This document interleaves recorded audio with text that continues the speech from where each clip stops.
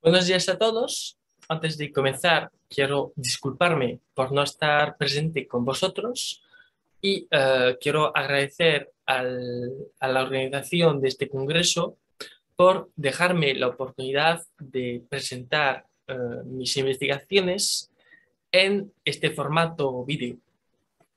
Lamento mucho no poder estar con vosotros y voy a intentar ser lo más conciso posible para presentaros mis investigaciones.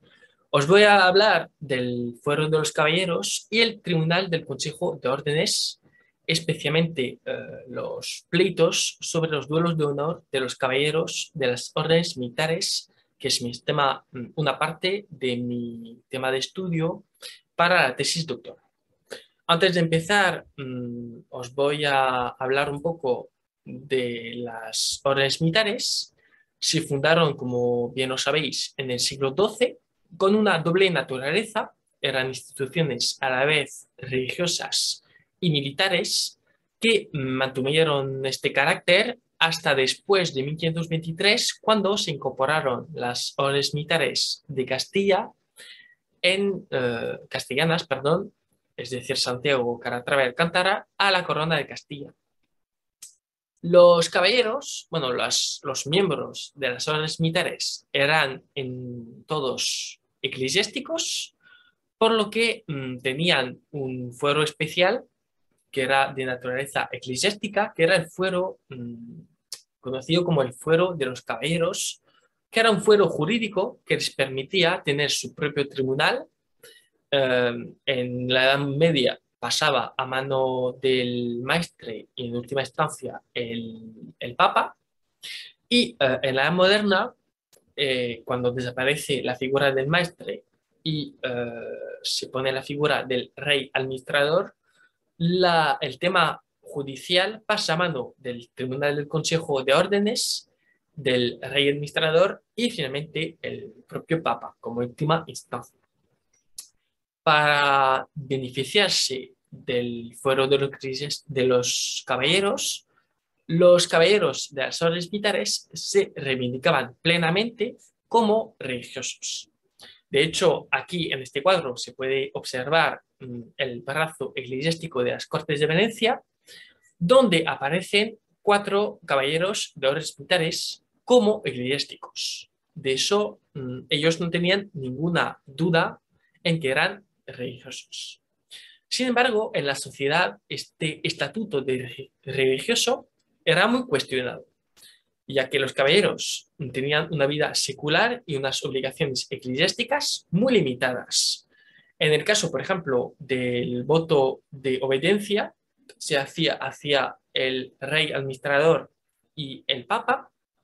El voto de castidad era un voto de castidad conyugal y el voto de pobreza se hacía mediante una ceremonia una vez al año.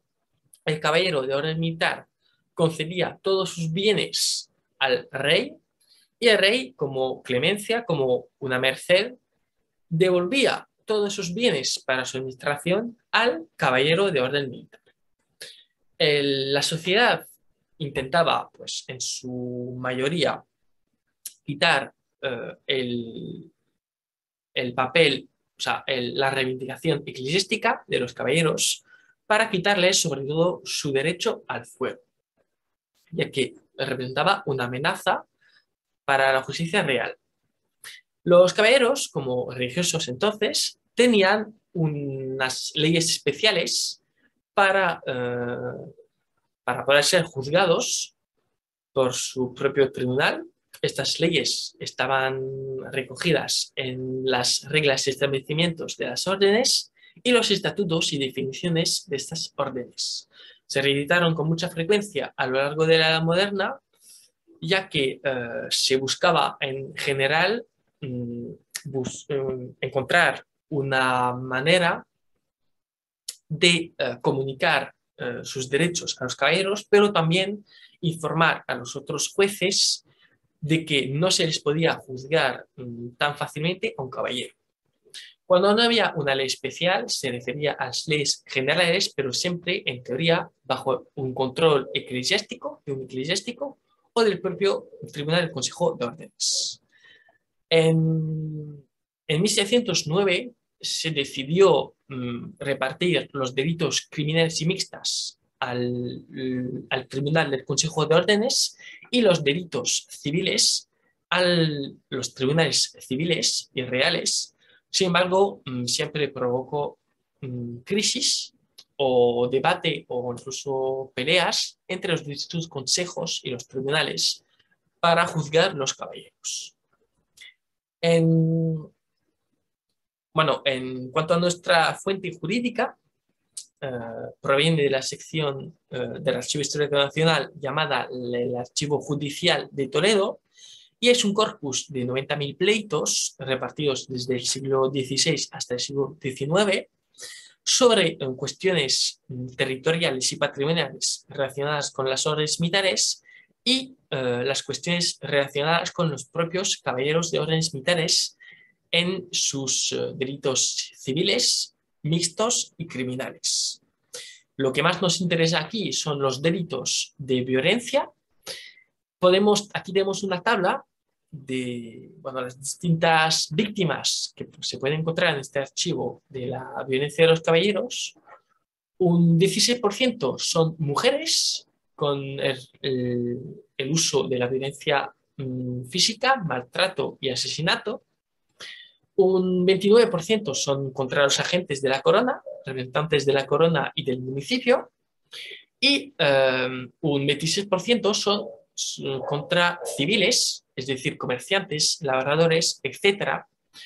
Y tanto los agentes de la corona como los civiles procuraban muchísimos conflictos con la justicia civil.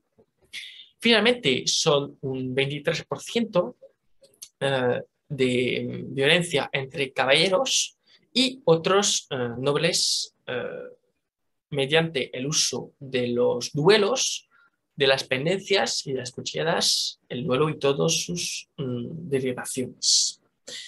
Los delitos cometidos por estos caballeros no eran aceptados por la sociedad, ya que estos caballeros supuestamente eran eclesiásticos.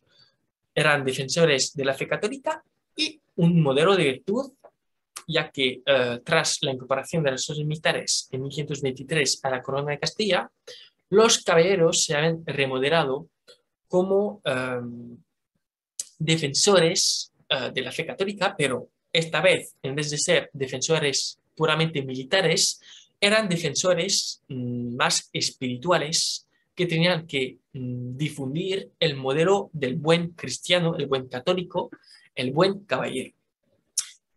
Pero, claro, paralelamente, estos caballeros eran nobles que debían defender su propio honor y fama, tanto como el del colectivo de las órdenes militares.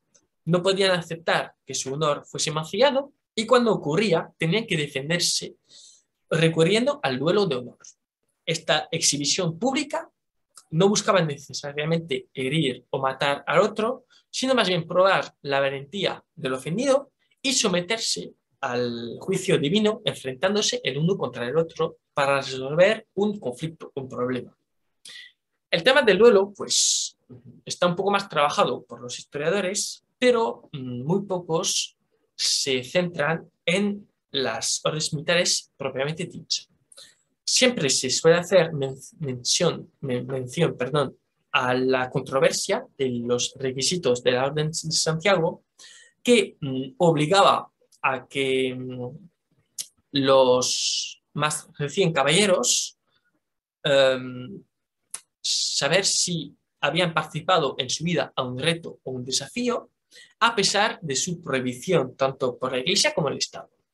Aquí lo que se buscaba saber realmente era si podían defender su honor y por tanto cuando ya iban a ser caballeros si podían dar la misma energía defendiendo su honor que defendiendo a la propia Iglesia.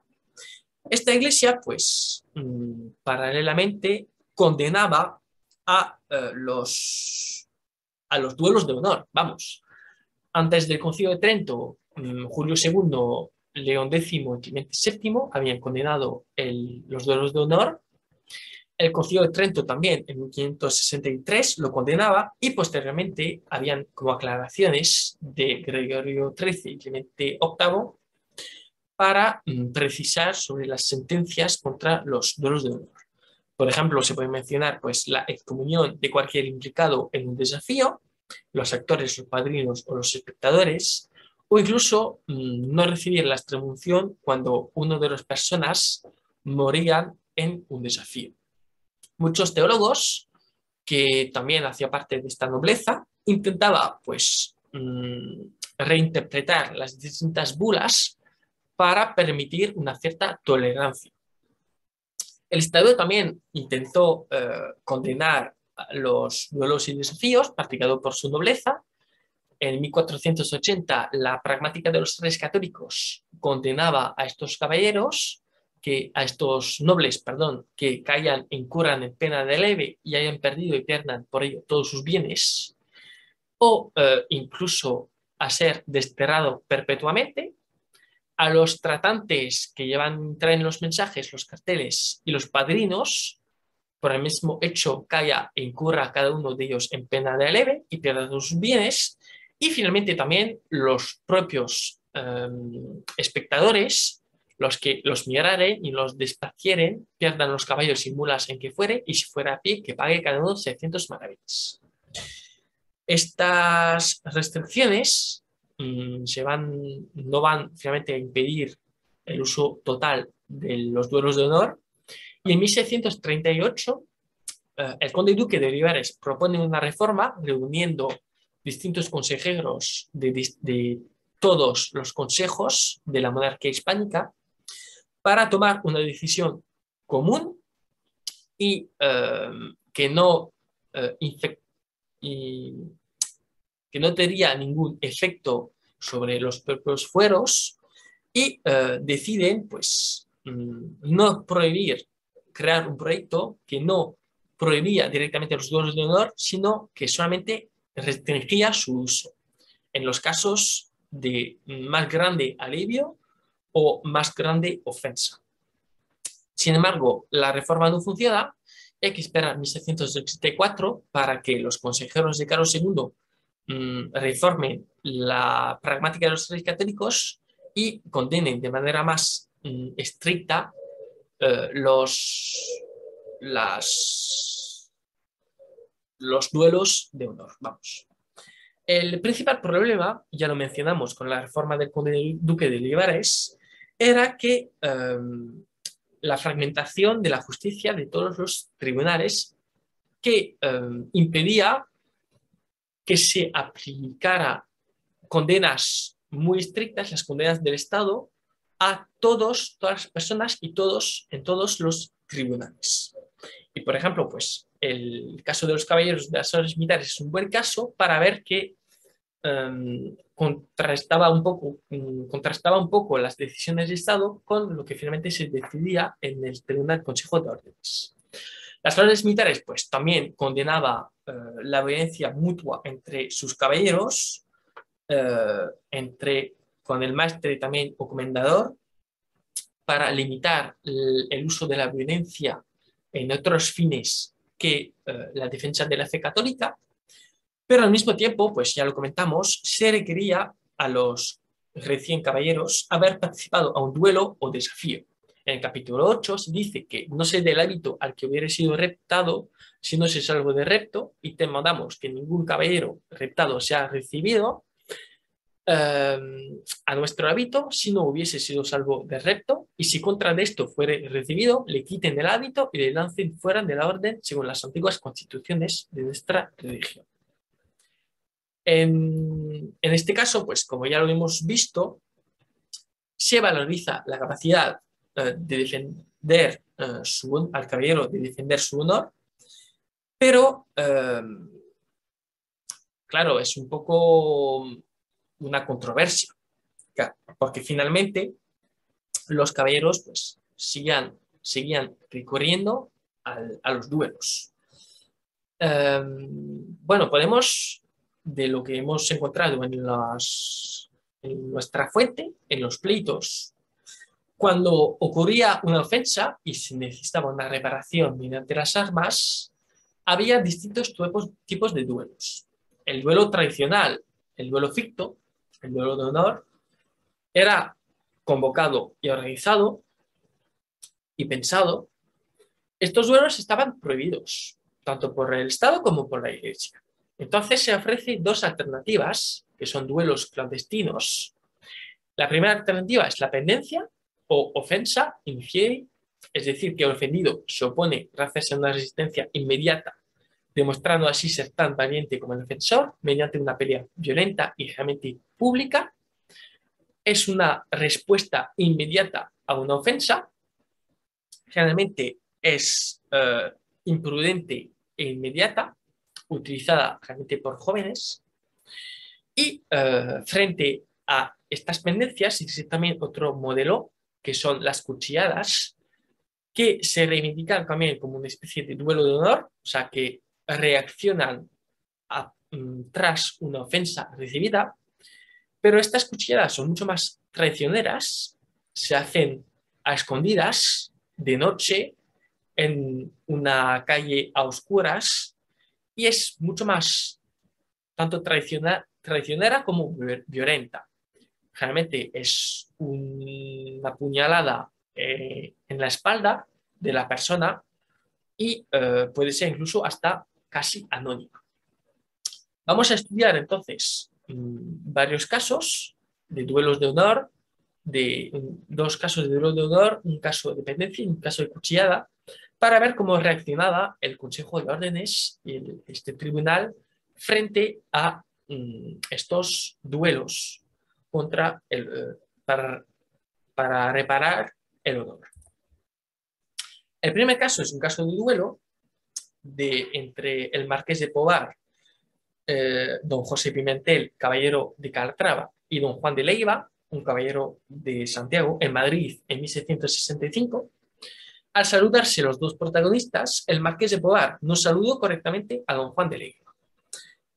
Dijo el declarante: beso a vuestra señoría la mano, y le respondió: beso a vuestra merced la mano, por la cual, y por parecerle al declarante que no había respondido con la cortesanía que se le debía, tratándole de señoría, siendo como es yerno del conde de Bornos y legítimo heredero a la casa del marqués de Espinardo, quedó con algún sentimiento, aunque en aquella ocasión no lo dio a entender.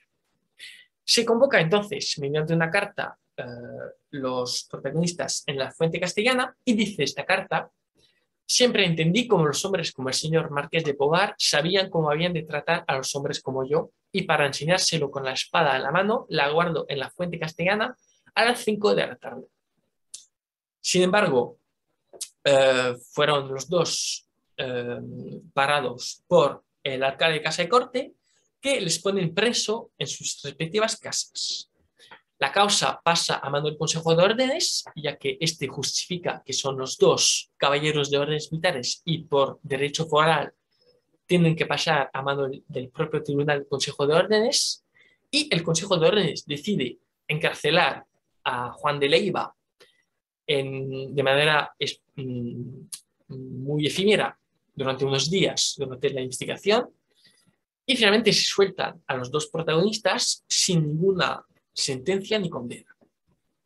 El segundo caso son en Madrid dos amigos, don Luis Ángel, caballero de Alcántara, y don Jerónimo Altamirano, que estaban en sus respectivos coches y ninguno de los dos cedió el paso al otro.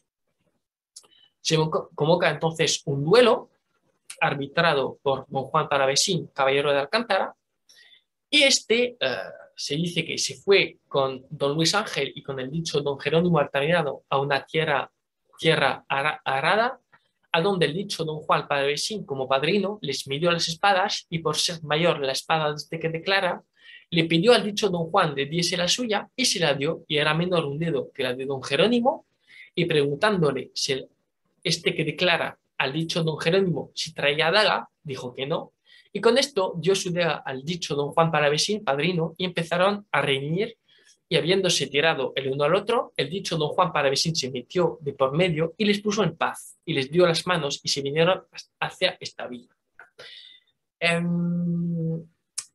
Bueno, el caballero don Juan Palavecín, padrino y árbitro, se empeñó en respetar al máximo posible las condiciones de igualdad para garantizar un duelo de honor justo y equilibrado que podía solucionar la disputa surgida en la calle entre los dos amigos y así evitar de esta forma la intervención del Tribunal del Consejo de Órdenes.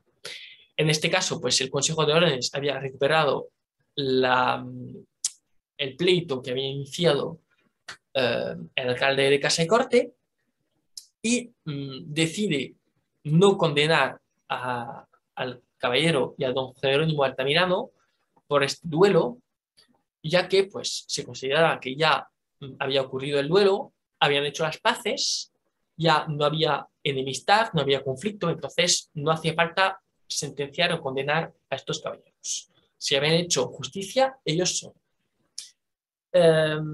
En caso general, los duelos de honor no eran tan comunes en nuestro fondo, seguramente pues porque estaban prohibidos.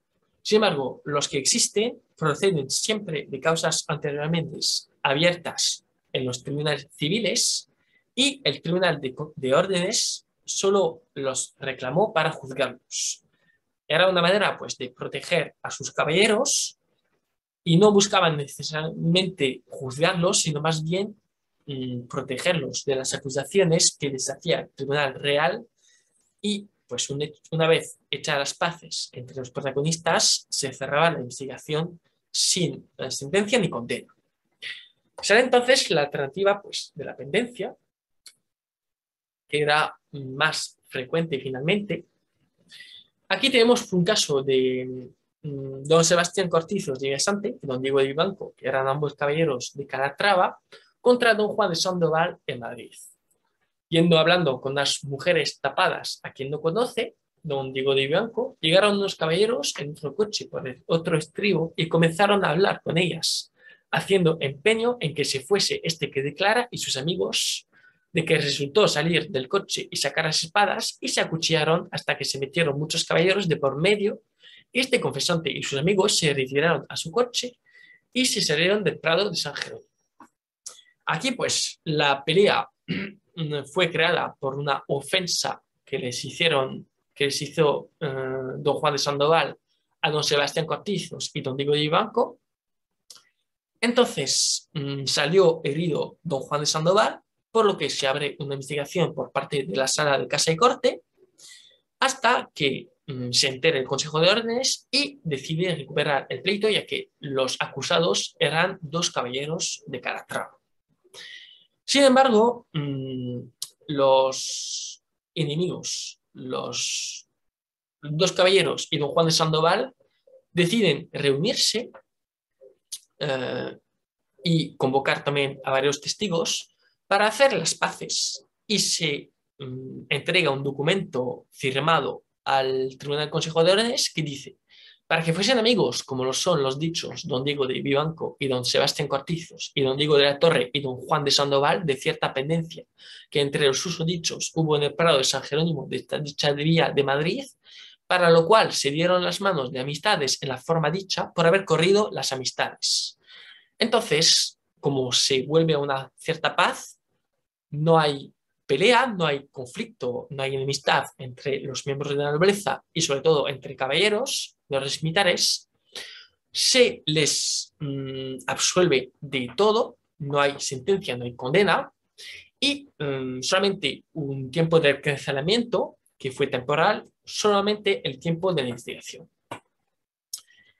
Otro caso, esta vez la cuchillada, ocurrió entre Antonio de Mendoza, que acuchilló a don Diego de Contreras, un caballero 24, en Martos, en Jaén. Bueno, Antonio de Mendoza es caballero de Alcántara. Y pasó que don Diego de Contreras se burló de la hacienda y de la renta del caballero y de su titulación.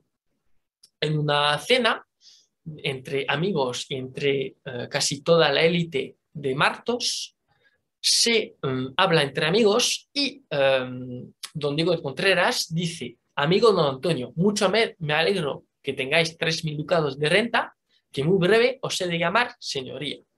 el dicho de don Antonio de Mendoza se rió. Don Antonio de Mendoza reacciona a esta ofensa que recibió de don Diego de Contreras, que se burla, que critica con mucha ironía al nombre, al título del caballero, y don Antonio, pues, para no crear disturbios, para no crear conflicto, decide reírse.